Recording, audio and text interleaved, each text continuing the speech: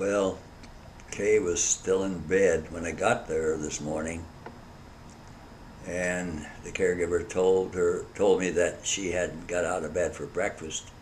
So that's 2 or 3 days she hasn't eaten breakfast. But by the time I got there, which was about 9 o'clock.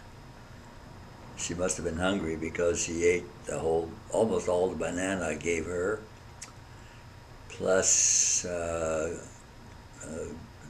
graham cracker or two, and she seemed to be wanting to get out of bed, so I decided to take her down the hall to get her for a walk. And so we got down there, and I gave her 3 truffles. So she would have had more, but I hid them, I think. So she didn't get any more truffles. Well, last night I thought that the sign that's saying "Have a Happy Memorial Day" had been taken down, but it was just moved to what they must have thought was a better location.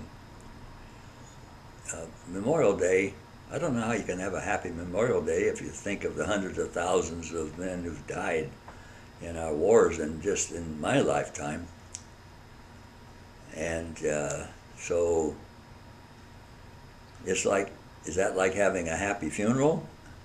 Can you have a happy funeral? That's hard for me to imagine.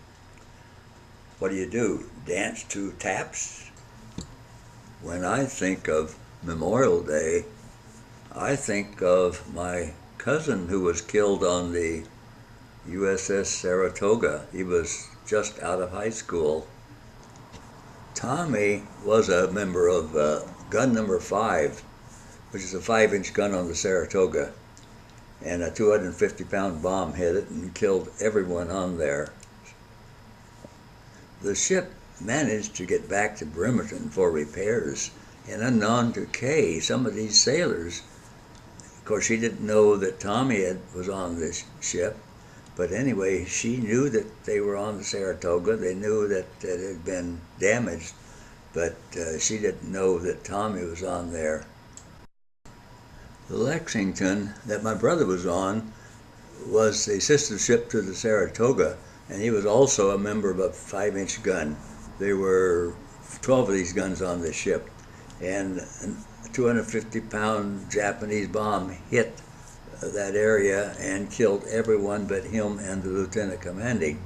So these guys were about his only friends he'd ever had, because he had moved so much that he never was able to establish long-term friendships.